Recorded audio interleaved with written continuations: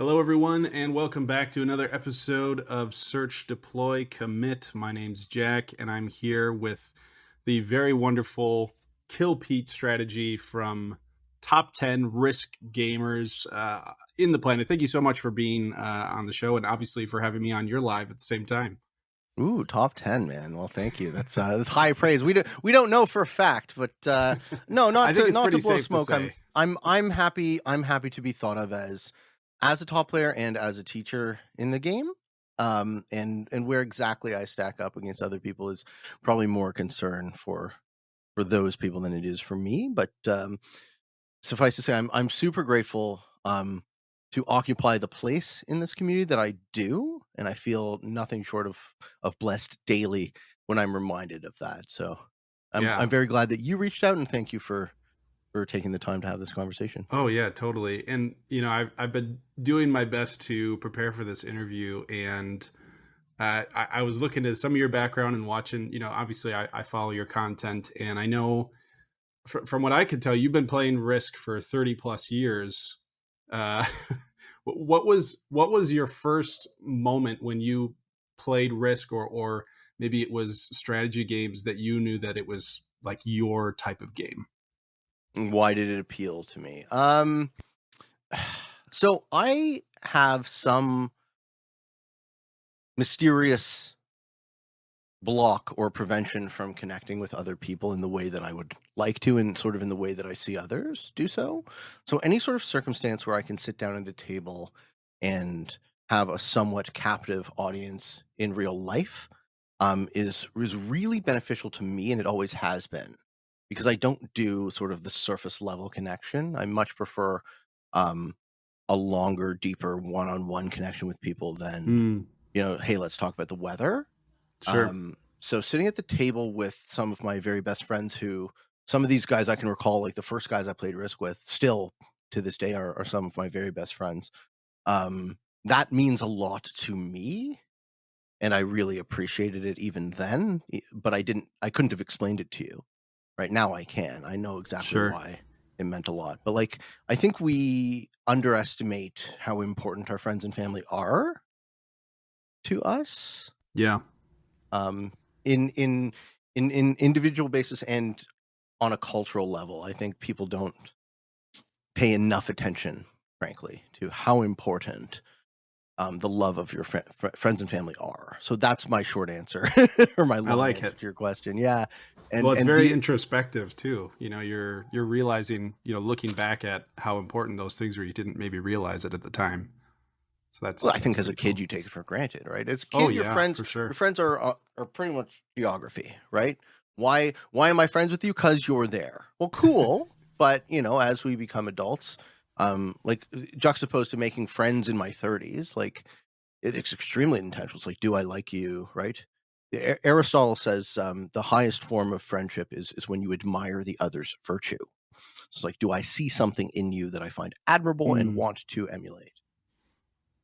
that's very thoughtful. And I was looking at a lot of your podcasts. You have Waiting on Your Best Behavior, and you have over 70 episodes of that series, which I think is so great that you're interacting with the people that watch your content, and then obviously other players in Risk. And maybe just for people from my community that aren't familiar, maybe you just give a quick background on yourself Sure. and what you do.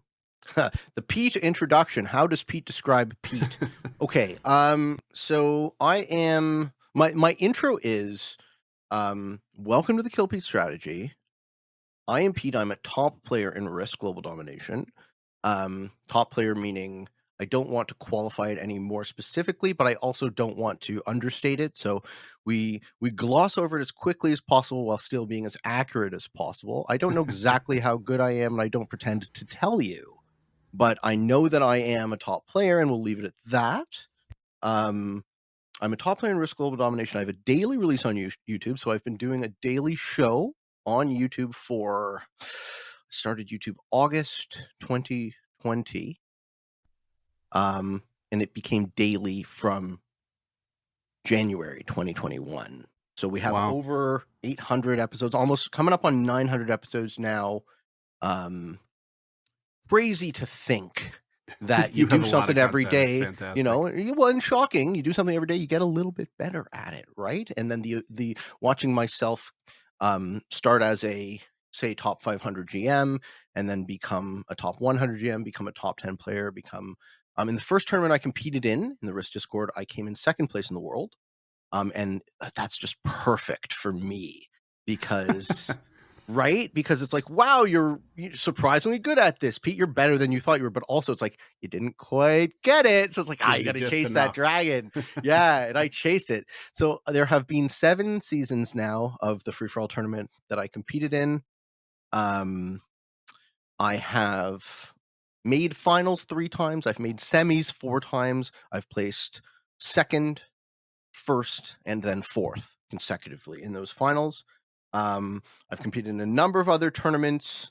I've made it to rank number 1, and also very, very significantly, I've had a crazy run of success on YouTube starting about in the summer. I've been doing it daily for, now we're talking more than 2 years, but in the summer, the YouTube algorithm started to pick up my work and just pushed it from 6K subscribers where we were at the end of July to now we're at 68,000 on Yeah. YouTube. And And and you're then doing so well at that. I think, a big part of it is you're very open, and, I commend you for all the work that you've obviously done and put in to do that, and to be consistent. I think that's a big part of any content creation. And I think people in the Risk community, whether or not they maybe share it, are probably very appreciative for the help that you provide, and what you're doing. So kudos to you. Good for oh, you. thanks, man. Yeah, I feel the gratitude every day. I It's do. awesome. Oh yeah. And I don't know. I was gonna ask prior to the interview. Have you heard of Warzone? Have you played Warzone? I've Or heard of it. okay, I haven't played it enough. that's okay. And so Warzone's, it's different in that it's very risk like in its nature, but it runs a lot more like diplomacy, if you're familiar with that game, Mm-hmm. where all of the turns get revealed at once. And because of this, the strategy can take longer. So the players in Warzone have both real time games like you do in Risk, like I see in all your streams, but then they also have multi day games where you could take 3 days to take your turn. Do you think do you think that Risk would be able to handle that level of strategy if you guys so wanted to, or is that something that you maybe have seen that I just haven't found? Oh, Risk could definitely handle this kind of strategy, and it would be well received. Uh, it would be very well received. So here's the thing, right? Like, do you play Risk Global Domination? I played a little bit. I haven't Yeah. gotten into it, obviously, to the same extent. Did you Warzone's definitely did my you baby, but find that the barrier for you was a strategic one? Like it didn't offer the same depth, and because it didn't hook you. in some ways, yes. I Yes. think Okay. So that's the this is stigmas of the game, even from childhood, perhaps may have also deterred me. But I sure. agree. So Yes. so my opinion is that SMG has created the best Risk client that I've ever played. So Mm, not to make a shit sandwich, but like that's the good, and then the bad is that they don't necessarily know what to do with it in order to bring it into what my opinion is into its destiny. Right? I think the competitive Risk scene needs to be supported. I think having an aspirational top to your game needs to be prioritized, right? SMG's approach is very pragmatic. So they're like, we need to do the thing that appeals to the most players. The problem with that is the most players today doesn't necessarily equate to the most players 5-10 years from now if your game has the tremendous growth potential that I know Risk does. But right. you have to kind of sell other people on your vision, or you have to crowdsource the vision. So I Mm, think if this Risk client had the level of complexity and strategic depth that Warzone has, but in the fancy, nice, pretty package, that's win-win. And I love win-win. That's yeah. what I'm trying to help make real. Oh yeah, obviously, and I think content creators like yourself, and obviously even the combination of yourself being not only, probably the top risk content on YouTube, but also a top player really means the things that you say and share can be echoed by the rest of the community and yourself. And I think hopefully SMG is listening. Well,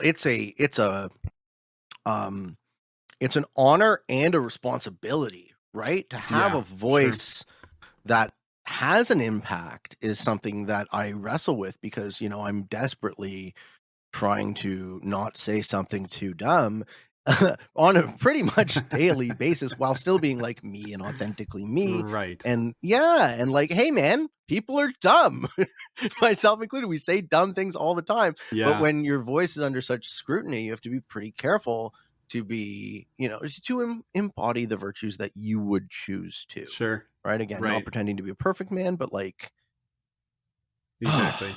it's a Well, it is a lot. lot, and I mean, and, Yeah. and kind of, we'll come back to that. We'll put Sure. that in a corner. But we'll bring SMG back in Yes. here eventually. But back into the game a little bit. Risk and Warzone, like we've already kind of discussed, are very similar. And I'm actually not talking about Call of Duty Warzone, and that's a whole nother conversation. But Warzone is a turn-based strategy game that looks and feels a lot like Risk, and both games involve a lot of strategic decision making. What's your approach when making those important decisions during a game, and how does that differ depending on the different variant games or even the players that you have? And this is a very broad It question, so is. feel free to Yeah. to answer. Okay. Maybe a more specific point that first comes to mind. Yeah. So the first thing that came to mind was I think the one of the differences between me and other top players in this game is the vast majority of top players in Risk I find are mathematical, analytical, calculating minds. So they're really good. They're much better than me at numbers. They're much better than me at quickly and efficiently ascertaining the probability of any move to be correct. Um, so one of the things that sets me apart, again, and this is just an opinion, is I think I'm in general a lot better with people. So what I do is I kind of try and predict. I try and empathize with my opponent. I try and pattern recognize and say, well, I've been in this situation before. My opponent probably wants this. My opponent is probably on this level of understanding, and they're probably going to do that. And then what is the most likely thing um, that I can do to both allow what they want to occur, but also put myself in an advantageous position because of it? And that's what I do, basically, in all circumstances. I'm like, okay, what does yellow want? Yellow wants to take that. Okay, Mhm. how can I let yellow take that in such a way that it doesn't sink my game? Because Right. of the nature of free for all, right? It's not you versus an opponent. It's you versus an opponent versus an opponent versus an opponent, and it all reflects on itself. So the number of opponents scales multiplicatively, and you end up with um, a circumstance where if I'm playing to win, all I really have to do is let everyone hit each other until I finish the last guy. So I'm Mhm. very much an ambush predator style. That's why I like World on Progressive. I like just sitting and waiting and letting people, you know, overextend, make mistakes, and then, strike like the crocodile. Wait, wait, wait, and then kill them dead in one move. Strike like the crocodile. You need to get that on a T-shirt or something. That's, I think. Oh yeah, yeah. Well, I mean, and not everyone plays like that too. Some people play a much more like grindy style or bully style, and I'm not Sure. presuming to tell anyone how they should play. That's another thing I think people misunderstand about my work, right? I'm not here telling anyone what they should be doing. I'm just telling you what I'm thinking honestly in the moment, and maybe it works, but like I lose a lot. That's how we learn, right? I lose a lot of games. Yes. So I don't come at this from a I am right perspective. I come at it with what is the likely probability of this move being correct, and then let's try it and see what happens. That's really good. And it's interesting how I was listening to your podcast the other day, and your podcasts are very philosophical and very uh, deep and conversational. A lot of times, really getting to know your guests. And I'm much more. I'm much more, let's just talk about the game. Let's not get it. You have people all over the world. You get into some very serious conversations, but I definitely wanted to ask you a more philosophical question because I know you appreciate that. I do. And I love it. the thing that stood out to me was your comments on a win-win philosophy, and it kind of plays into your answer just before when you talk about how players, how can you find out what's best for them, what they want, and also come up with a win for yourself. When or would ever a lose win scenario be an acceptable way to handle some scenarios? I mean, ultimately, playing to win in free for all is lose win, right? It is still a zero sum game. Someone does win. So when is at the moment it becomes the 1v1, right? Mm, At the moment where your win is in question and it no longer depends on any other variables other than you and your one opponent that remains. That's when lose win is acceptable to me. And in just about every other case, I think you kind of jump the gun. sure. Yeah. And like that moment happens a lot of times early. I think one of my biggest criticisms is that I mean, and by that I mean one of the biggest criticisms of my game is that I give up too easily or I conclude that I have lost. Mm, And as soon as I conclude that I have lost, I can reframe the win into that win-lose context. Like, well, you made me lose, so it is then correct from a game theoretical standpoint to make you yeah, lose too. interesting. Mhm.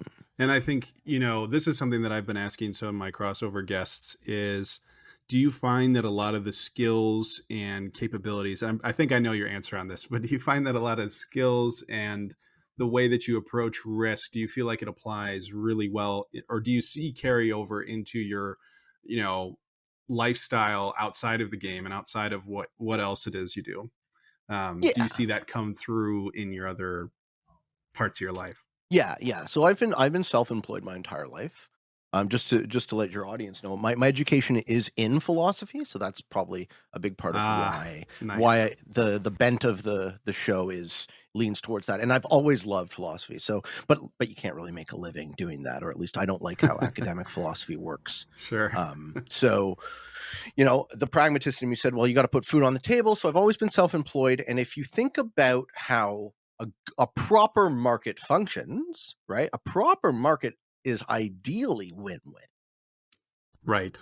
You want to, as a provider of a good or a service, you want to add value to your customer, right?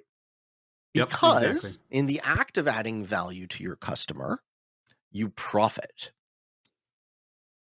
So I'm very product focused with the show, in the sense that I don't spend, for a YouTuber, I don't spend very much time paying attention to the YouTube algorithm, um, and the vagaries of clickbait and how do I trick people into watching my show. I spend a lot more time thinking about how do I add value to the viewer? How do I make the best show I can make and iterate on that? And it's a much sort of slower, less direct process. It's humbly, I think it's a more artistic approach. Um, Yeah. which I know is super kind of like frou and sounds like me smelling my own farts to call what no, you know what I mean, to call what I do art. Um, Well, but you do, I think the other thing that you're probably coming up on here with your statement is that you also are a consumer of what it is you're doing. So you're in a way sharing things not just as an artist, but you're also speaking to the consumer and yourself and the people that are also risk players that are into the strategy of it, and that's where it's kind of this double unique layer. You're not just pushing the product; it really means something to you, and you really know what it is you would like to see. So it makes sense. I think that's a good answer. And I know, sorry I cut you off. I'd like to hear the end of your answer. I'm not sure if that's where you were going, but no, I don't think you did cut me off. Okay. All right. Yeah, no, that is the complete thought. Like, I want to be the best Risk player I can be, so that ethos, that philosophy to the show resonates with the viewer who might like to watch, who might like to have that same aspiration.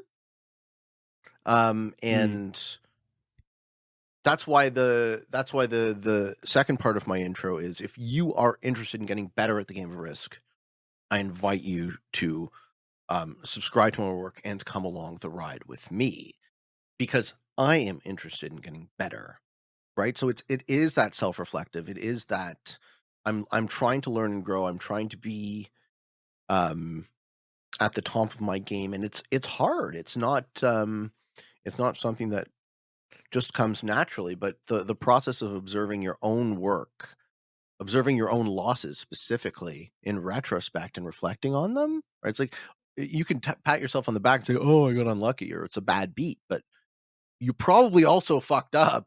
And and like, if you can be mercilessly critical about that and honest about that, your game will improve. And if you can't, it won't. And I think that's something that a lot of top players that I've interviewed, they've definitely echoed that. You need to go back and check your work, and I think that's really good advice for anybody that's trying to improve in anything, whether it be Warzone, Risk, whatever. Find somebody that's really trying to get there, to get to the top, and learn from them. Somebody that's ahead of you, whether it be a couple steps or like yourself already there. The higher the better, obviously. So definitely a good advice. Kind of coming from the top of this philosophical mountain and changing gears a little bit, I was curious, how did you come up with the name Kill Pete Strategy? I didn't. You didn't? I didn't know. This was a moniker given to me by my friends. Yeah. So the story of the name goes like this, and I've definitely told this on the show before. So, I assumed. yeah. I'm playing we're playing on a Xbox One, not Xbox One, the original Xbox, or Xbox 360. And we're playing a Sega Genesis emulator. So what era would this Nice. be? This would be about 20 years ago, just shy of 20 years ago. I'm in Kitchener-Waterloo, which is a town about an hour away from where I am in Ontario, and they have a massive Oktoberfest. So me and my buddies in university, we would all go to whomever was going to school in that city, and there was probably like 20 of us that ended up sleeping on the floor in this guy's apartment. And we're playing the Sega Genesis emulator, and my one buddy, Mike Milrod, he's like, you got to kill Pete. If you don't kill Pete, he'll kill you. And I was like, come on, man. I don't win that much. He's like, kill Pete, kill Pete, kill Pete. And like the whole room is like chanting. I was like, all right, well, kill Pete's strategy, I guess. Nice. And yeah, Great and story. like when I years later, started this work on YouTube, it was originally just my proper name. And then I thought, well, this sounds like it has a pretty good hook to it. That's So good. We'll try the And kill a Pete great strat. story behind it. I love it. Oh yeah. And it's Risk related. So right, exactly. And there's so many different ways that you've obviously played Risk, and showed your viewers the different strategies, and you have a great tutorial series, and then you even offer coaching through your Patreon, I believe. And yeah, I got to do that more.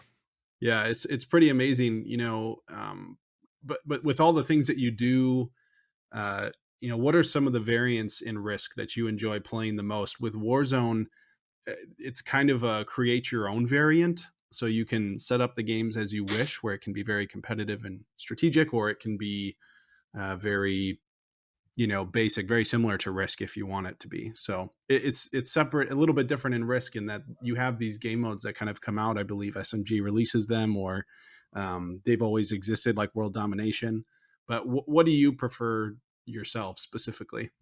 Oh, I'm a purist. Yeah, I really like classic maps still. I like prog. I'm a prog World Dom guy. Okay, so to introduce myself in another way is, like, I'm a specialist in progressive World Dom, and Gotcha. I have had a marked influence in teaching the average player that mode, and you can see the meta is completely different, right? The average Oh player is a yeah. lot better at progressive world dom Hmm. now, um, which is due to in some part to my work, but also in some part to all of the great risk content creators making video. Sure. Um, Yeah, and that's the ambush predator style, right? You wait until the sets are profitable. You try not to pick any fights. You try not to offend anyone, and you kill them in one strike. Take their cards and hopefully chain the kills. And that's just I like the 20-minute risk game. I like the 20-25 minute thing, and that's another thing SMG could be doing is focus on that marketing angle. How do we Right. um get people past this notion that wow, risk, I don't want to be sitting there for 8 hours. It's like, well, fair enough, but you're not rolling dice, right? And you're not really talking to your opponents, although that would be super cool. But we understand why you can't necessarily have have an open chat in game, Sure. right? People would not be necessarily that cool with each other. Yeah, it's interesting because Warzone has open chat. You can also set up private chats, which obviously you can get some very some very interesting conversations. But it kind of opens up the game a little bit for like a diplomacy style game where it's more maybe a story that's set up ahead of time, and you might have 40 people on a map where it's much more conversational, and you need the chat. That's Uh, epic. I love that already. Yeah. Yeah, so it is pretty amazing, and it really caters to whatever play style you're looking for. But this kind of goes into one of the questions that I ask all Warzone players. Warzone was created by this one guy out in Portland who I got the opportunity to interview, which was great. And I always give the players an opportunity, and I want to give yourself an opportunity. Not that you don't have this platform already, but what are some things you would like to see more from in not just the risk community and the other players, but maybe from SMG, maybe some adjustments like specifically that you would like to see made to improve the experience? Um, I think the most important thing SMG could do for the community is let us work for free. Give us a sandbox mode. Give us the ability to put Blizzards exactly where we want it, to tweak the Yeah, bonuses, to like work within the maps that have already been created to really squeeze all of the juice out of it. Because we don't necessarily need a ton more maps. If you can control spawn points, if you can control bonus values, if you can control blizzards, if you can control portals, just giving that would yeah, get 10x, 20x out of the already existing content. yeah. So That's a big that would one. be, and then more modes are always better than less. So give us more toggles, right? Give us the ability to turn off all animations. Why do I need to slow roll? How about fast roll? Right? Why Yeah, do I need the option of a neutral bot or an automated bot? What about something in the middle? Um, what about controlling the bot's spawn, right? All of these things, you see where my mind goes. Like there's a ton of right. little things that they could do, but what is the most efficient way to get that done? Yeah, and And that's it that's the has big to be question.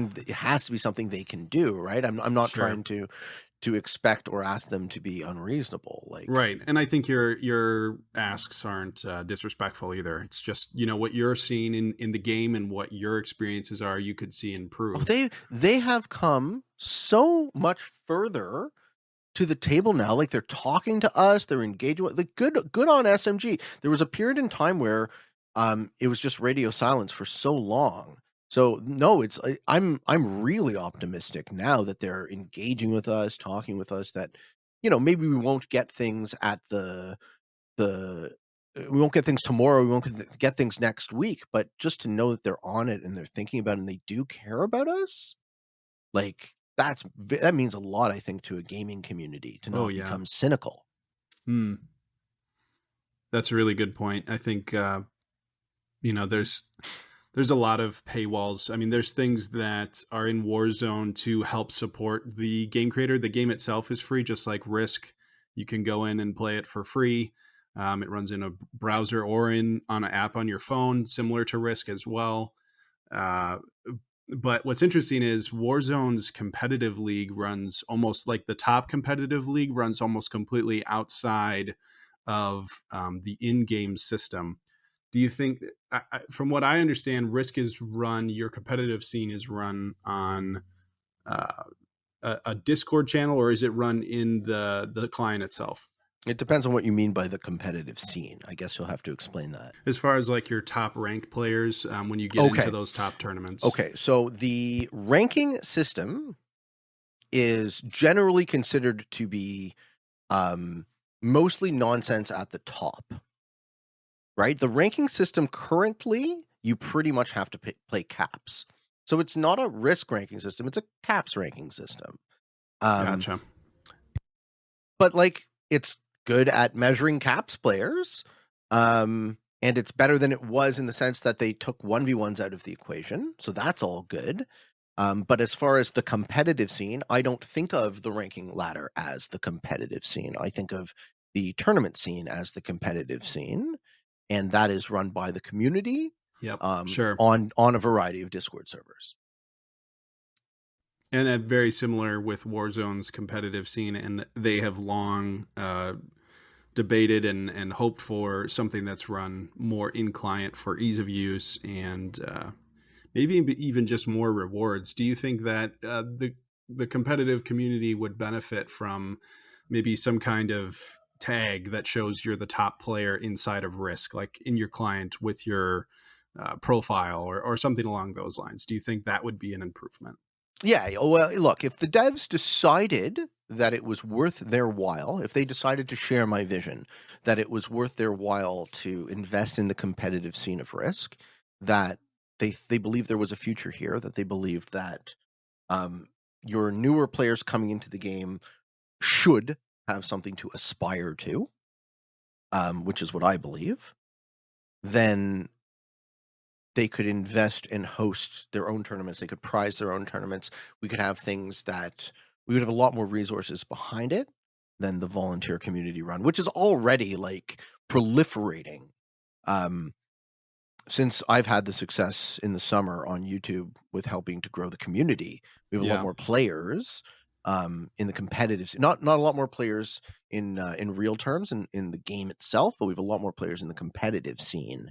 So I think the tournament that I won the finals was under 200 players, and then the next season was over 500, and then the next season was over 1,000. So wow. I don't know if we're going to have quite as many this season upcoming, but to experience that kind of growth season over season is like super cool, and I can't wait to see where we go from here.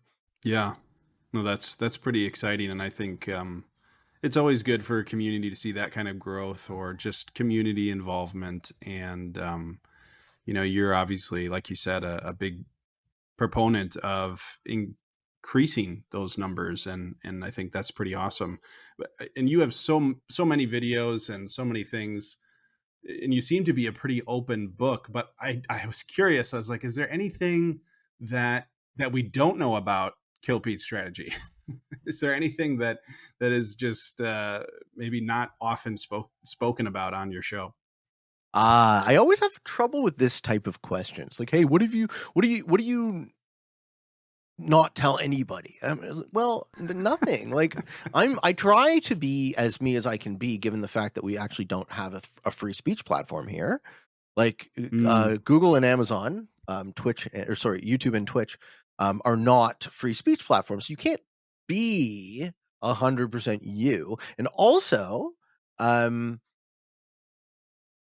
there's things I can't say, and there's things I shouldn't say as a content creator, as someone who's trying to be responsible publicly. Sure. As someone who is, under a tremendous amount of scrutiny.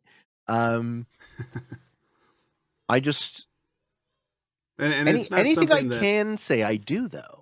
Exactly right, and that's where I feel like it's one of those things that this question I feel like you were going to give a very similar answer because you do share so much. You really are an open book when it comes to the conversations that are held and your opinions on things, which I think is why people connect with you so well. I think that's awesome. So it's for you being honest. being honest is for yourself first. Like, I try not to lie to myself about anything, and chances are I'm still lying to myself about everything, right? Your ego as a human is enormous, and it's telling you a story that you're Sure. the hero, right? And anything that contradicts that story, it's like, oh, they must be wrong. And that's like your gut reaction as the fucking apes we are. And if we can get outside of that and say, well, actually, it's a lot more likely that when something bad happens, I'm wrong. It's a Right. lot more likely. Right. Um, can I step out of that ego? Can I learn from it? Um, no, I love connecting with people. I think this is the big part of the work, right? It's the big part of the value Yeah. of the show is that you get a guy who's really not trying to play a character on TV. Despite the fact that to some extent that's inevitable. Sure. Oh yeah, of course. I mean, I think and obviously commitment on the other side of that, what you saw in um the growth that was happening, and your desire for the game to do better and to be a better player. uh it takes commitment to keep going and put something out every day. What is it about Risk that has just stood out to you over the years and keeps bringing you back to keep making all of the videos that you do and to keep playing at a high level? It's fun. It's something I've done with all of my hobbies is I kind of commit to them whole hog. Um, like I played Magic the Gathering Commander. I played Paper Magic for about a decade until the pandemic. Mm. Um, and I spent a lot of time and energy on that hobby, and it produced a lot of value for me just because, again, you do something every day, you get better at it, you accumulate all of these magic cards. Um, or like my dream of being on Jeopardy, right? Like as soon as I've lived in my house now for 10 years, 11 years, something like that. And as soon as I had a personal recorder on the TV, I've been watching Jeopardy, 5 days a week, 6 days a week while I ate dinner. And then, you know, you get better at it, right? So Right. the maybe one day I'll get on the show, right? It's a huge dream. Maybe one day I'll Hey, win once, I would love that. amazing. That would But be that would be that's how awesome. I do my hobbies. Like I take them a little seriously, but they're fun. You start with fun. It's not a Yep, job. absolutely. Yeah. No, that's great. And I think that I really appreciate you, joining me for this interview, and I really want to, make this a win-win for for both of us. Is there anything else that you want to promote? I know you recently started another YouTube channel, specifically for GeoGuessr. Is that correct? So the way the YouTube algorithm works is it really likes to say, hey, you liked this thing. Here is this other thing that is like that thing. So because I am trying to do this work professionally, I'm trying to take this seriously now, right? Because there's so much more value than Yep. I would have ever guessed. And I got Right. so blessed and so lucky. Um, I want to keep the Kill Pete strategy as something that is mostly we're going to play a game of Risk every day. I'm going to try and keep it a daily show for as long as possible. And I'm going to try and keep the philosophy like, if you are interested in getting better, come along the ride. So you get to watch me Right. learn and improve, and you hopefully get to learn and improve with me. And then the Free Pete, my second channel, the idea of that is things like this, which would be very interesting for the inside baseball crowd of Risk, but not necessarily good for the algorithm, can go on that because Sure. I love doing this. This is Yeah. fun for me, right? Right. Getting to meet you like this. Um, but having a place that is specifically designed for me to do whatever the hell I want, um, Yeah. is important to me. Oh, for sure. Yeah. And that's awesome. And Yeah. and obviously, definitely go check out the links that I'll have in my episode afterwards. But thank you so much for being on the podcast.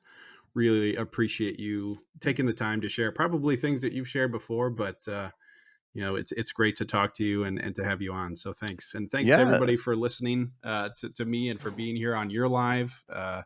really appreciate the time and effort. Yeah, So you're very welcome, and please do the same. Right, please send me whatever links that I can to help share with the audience. of course. Yeah, man. All right. Take care, Cheers. everybody. Short and sweet. Have a great day. Bye bye. Bye.